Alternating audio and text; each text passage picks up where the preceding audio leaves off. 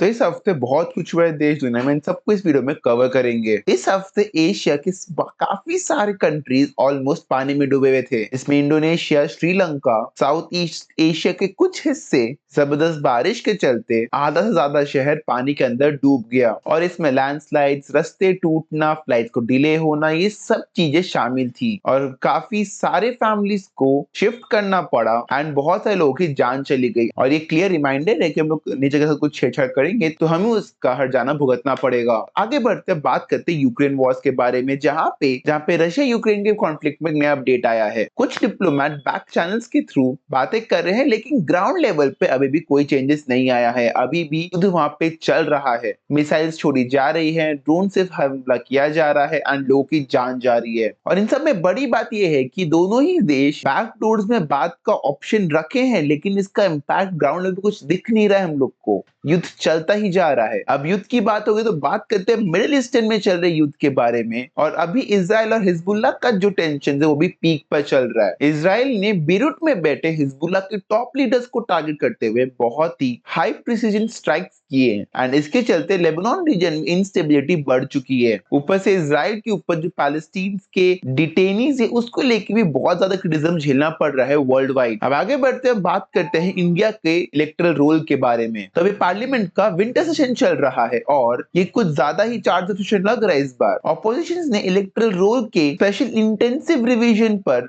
काफी सवाल उठाए हैं। उनका कहना है कि ये ब्यूरोक्रेसी की गलत इस्तेमाल कर रहे हैं और इसी बीच में यूपी में चल रहे बीएलओ की ड्यूटी के दौरान जो डेथ्स हो गई उसने सिस्टम के ऊपर एक सवाल खड़ा कर दिया है और डिबेट शुरू कर दिया है, क्या ये सिस्टम सही में एफिशिएंट है या फिर सिर्फ पैसा खाने के लिए बैठा है। अब बात करते हैं ट्रम्प के बारे में और क्या वो सारे इमिग्रेंट्स के अगेंस्ट एक बहुत स्ट्रिक्ट एक्शन लेने वाले हैं। तो करेंटली प्रेसिडेंट ट्रम्प ने इमिग्रेंट्स को लेकर बहुत बड़ा स्टैंड लिया है एंड कुछ कंट्रीज से इमिग्रेंट्स का यूएसए में आना परमानेंटली बैन कर दिया है एंड इस चीज ने पूरे वर्ल्ड वाइड डिबेट शुरू कर दिया है एंड वहां पे मांग की जा रही है कि वहां पे जो पावर्स है उसको प्रॉपर्ली डिस्ट्रीब्यूट किया जाए अमंग एवरी बॉडीज, नहीं तो ट्रम्प ऐसे बहुत सारे जॉब्स को खा जाएगा। अब बात करते हैं ग्लोबल स्टॉक मार्केट के बारे में एंड ये ग्लोबल स्टॉक मार्केट साफ दिखाता है टेक और एआई का ट्रेंड को। तो नवंबर के एंड में ग्लोबल स्टॉक मार्केट एक बहुत क्यूरियस मूव में पहुंच चुका था, जहां पे एआई बेस्ड स्टॉक्स और टेक स्टॉक्स एक रैली में दिख रहे थे।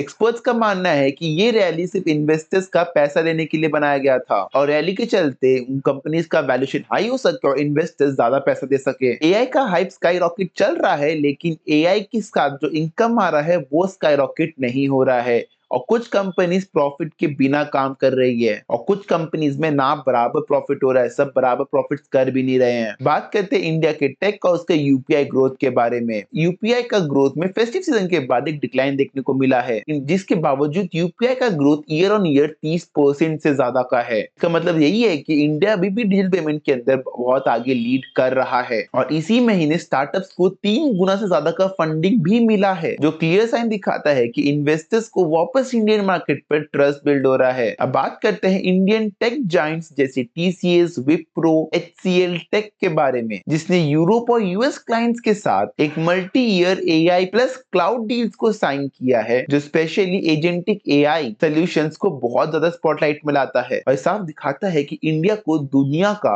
एआई सोल्यूशन हब बनना है। अब बात करते हैं नए 6 आवर्स रूल के बारे में। तो डॉट ने एक नया रूल को प्रपोज किया है, जिसके अंदर व्हाट्सएप वेब या फिर टेलीग्राम वेब का जो ऐप सेशन होता है वो मैक्स टू मैक्स 6 घंटे तक लास्ट कर सकता है। इससे स्कैमर्स लोग को रोकने में हमें बहुत हेल्प मिलेगा, क्योंकि इसमें कुछ स्कैमर्स दिनों तक लॉगिन रहते हैं किसी भी व्हाट्सएप के ऊपर एंड उससे स्कैम्स करते रहते हैं, पैसा लूटते रहते हैं। लेकिन अगर इसको लिमिट कर दिया जाएगा तो बहुत सारे स्कैमर्स का घाटा होना पक्का है। ऑल्दो अभी तक सजेशंस में है, इसका फाइनल अभी तक कुछ हुआ नहीं है। लास्ट में बात करते हैं अमेज़न और ओपन एआई का एक वॉर के बारे में, जहां पे अमेज़न ने इस हफ्ते अपने प्रोडक्ट्स का डेटा को ओपन एआई के साथ शेयर करने के लिए लिमिट लगा दिया है। इसका मतलब यही है कि जो सेल प्राइस है या फिर लाइव लिस्टिंग है या रिव्यूज, उन सब पर एक लिमिट लगा दिया गया है। एंड ये सब किया क्यों गया है? क्योंकि इस नए एरा में डेटा ही वेपन है एंड अमेज़न खुद का डेटा को प्रोटेक्ट कर रहा है। तो आज की वीडियो के लिए इतना ही, मिलते हैं आपसे नेक्स्ट वीडियो में, तब तक चैनल को सब्सक्राइब करके रख देना।